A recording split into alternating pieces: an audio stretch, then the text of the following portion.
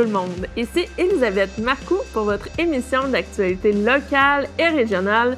Ça se passe ici. En ce jeudi 3 mars 2022, on parlera notamment des mesures prises par Victoriaville pour stimuler la construction de logements, des revendications du mouvement communautaire en termes de financement, de la reprise des tournois des Vulcains et de l'édition virtuelle 2.0 concours solistes et petits ensembles. Parce que oui, ça se passe ici.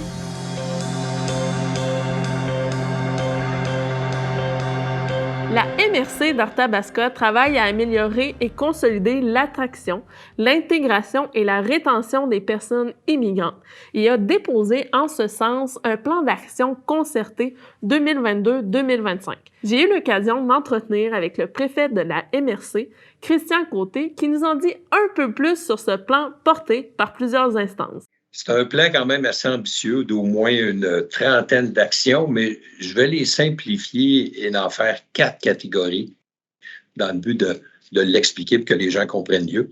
Dans un premier temps, il y a l'attraction, l'effet wow pour amener les gens ici dans notre milieu. Il y a l'intégration. Après ça, il y a la rétention pour garder ces gens-là. Puis il y a la concertation, moi, ce que j'appelle pour les cimenter avec les racines longtemps dans notre milieu. Présentement, il est global, mais il y aura de la consultation, comme je vous dis, pour les besoins de chaque milieu. Là. Si Notre-Dame-de-Ham ont des gens, c'est sûr qu'il y a peu de transport collectif. S'ils s'en vont dans un milieu, il faut qu'ils résident près du milieu parce que le transport pour travailler à Victoriaville est presque inexistant, à moins d'avoir du covoiturage. Mais les besoins sont différents. Mais à la base, de garder nos gens, de leur apprendre le français, de leur trouver un emploi, il y a beaucoup de choses communes comme ça. On a des enjeux quand même locaux ici. Il y a le transport collectif qui est un enjeu. Il y a le logement aussi. Il faut les loger, ces gens-là. Et que ce soit aussi le soutien. Les places en garderie sont pas nombreuses. Fait qu'on a des défis quand même d'enjeux pour intégrer ces gens-là. Mais ce que ce plan-là va faire, je dirais de plus, c'est un peu comme le chef d'orchestre qui va harmoniser tout ce qu'on a. À un moment donné, il va y avoir comme un fil porteur ou un plan de match qui met en valeur les organismes qu'on a, mais tu as un leader un peu dans le dossier. Et ça nous prend quand même des ressources pour être capable d'en arriver à ça. Et c'est pour ça qu'on a déposé notre plan au MIFI, qui est le ministère de l'Immigration, Francisation et l'Intégration. Et on attend un retour d'aide financière du gouvernement. Et à ce moment-là, on fixera nos priorités et on choisira les actions qu'on aura les moyens de supporter.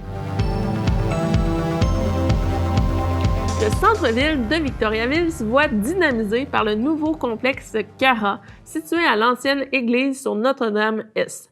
On pourra y retrouver 5 salles en location accueillant de 5 à 350 personnes.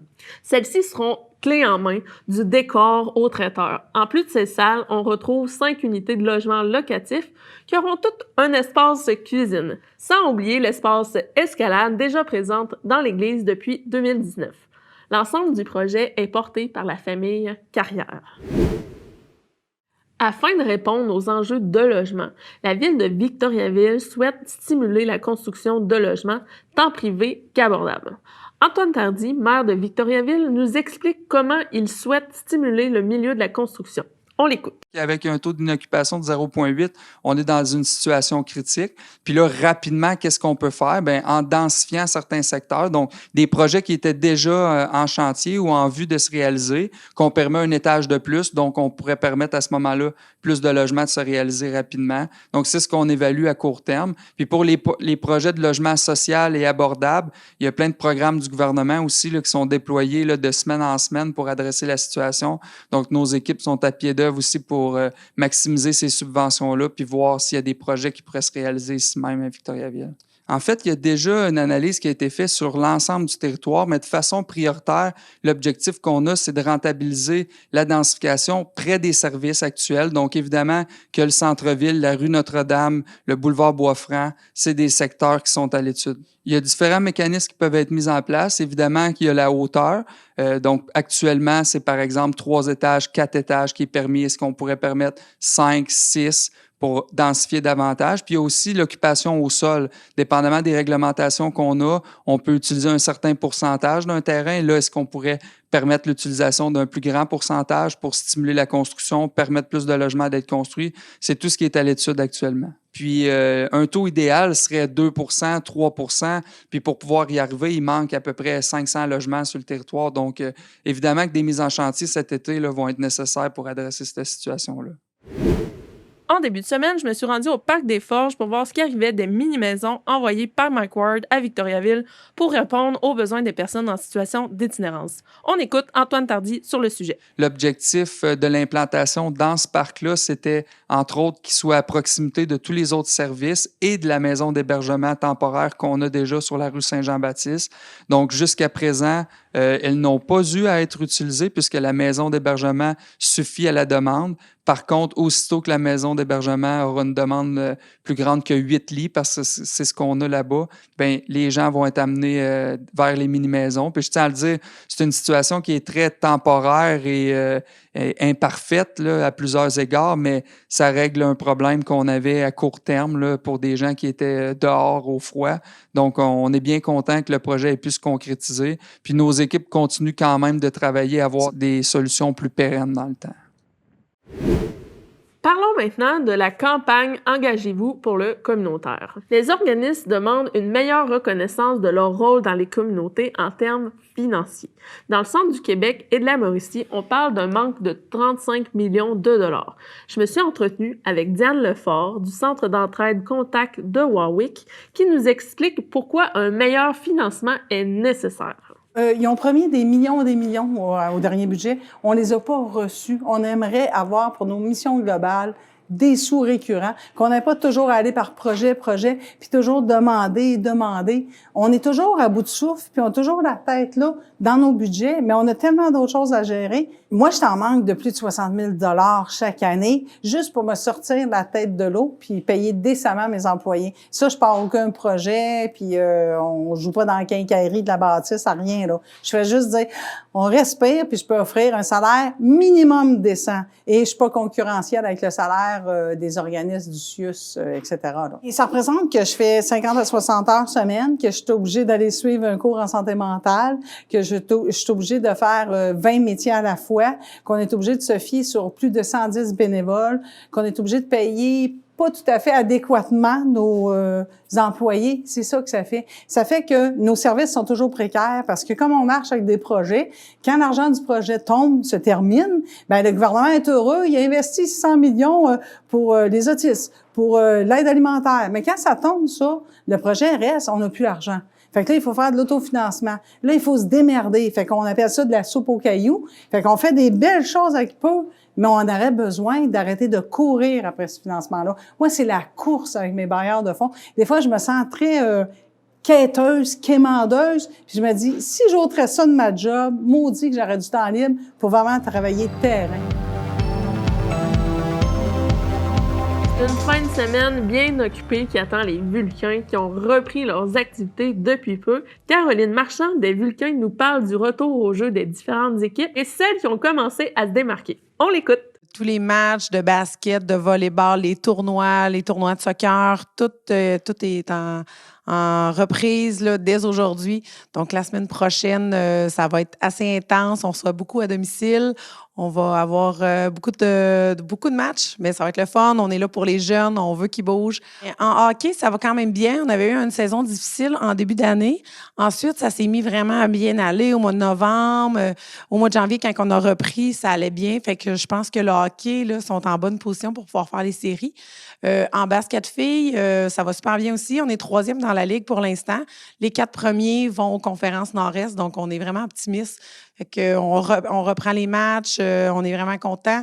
On a Anaïs Baudouin-Couture aussi, qui est 2e meilleur marqueur de la ligue avec 14,8 points par match. Fait qu'on va la suivre de près, Anaïs et toute l'équipe aussi, là, mais c'est les deux équipes qui, finalement, en ce moment, qui sont bien placées.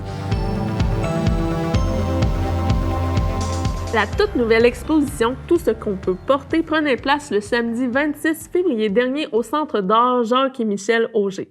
Et oui, le public a pu découvrir l'art textile de Giorgia Volpe, notamment lors d'une rencontre avec celle-ci, le 26 février, mais aussi lors d'ateliers créatifs qui ont eu lieu durant la semaine de relâche. Sur place, on peut observer des œuvres réalisées à partir de matières récupérées, des assemblages de tissus qui habitent l'espace et qui symbolisent tout ce que l'on peut porter en termes d'émotion, de mémoire et d'histoire. Le public est invité à porter des œuvres de l'artiste et de partager le tout sur Instagram. Une exposition jusqu'au 26 mars. On connaît maintenant la programmation que nous réserve le concours Solistes et Petits Ensembles 2022. C'est une toute nouvelle édition virtuelle qui nous attend. Compétition et évaluation virtuelle, ateliers pédagogiques, coaching, classe de maître. En nouveauté, dans la programmation, il y aura des quiz thématiques offerts aux participants et la programmation sera offerte gratuitement au grand public. Le porte-parole de l'édition est Carl Mayotte, un bassiste virtuose sacré Révélation Radio-Canada Jazz 2020-2021. Les ateliers débuteront dès la mi-mars et les classes maîtres seront au début avril. L'édition virtuelle 2.0 se terminera à la mi-mai par un spectacle de cérémonie de clôture. Et maintenant, quelques événements en rafale, parce que ça bouge. Dans les prochaines journées, il y aura une randonnée au flambeau sur les terres de la Grange Pardue ce vendredi 4 mars 18h30. Un spectacle folk acoustique avec Charles Landry sera offert par la suite dès 21h30. Le relais hivernal au profit du relais pour la vie de la MRC de l'Érable aura lieu ce samedi 5 mars de 18h à minuit. Les départs auront lieu au parc multisport pour ensuite parcourir le sentier de Luminaire à l'érablière de Stanford. Enfin, la soirée de contes Le bruit des mots est prévue le 8 mars prochain dans le cadre de la Journée internationale des droits des femmes et ce, au carrefour culturel et touristique de l'Érable. Le premier volet de la soirée sera un micro ouvert animé par Anne-Sophie Gendron et où les femmes seront invitées à venir sur scène pour offrir différentes prestations de leur choix. S'en suivra des performances de 3 conteuses de la région. Et voilà, c'est terminé pour l'émission d'aujourd'hui. N'hésitez pas à me contacter à nouvelles@tvcbf.tv ou au 819-758-3688. Donc d'ici là, je vous dis à la semaine prochaine!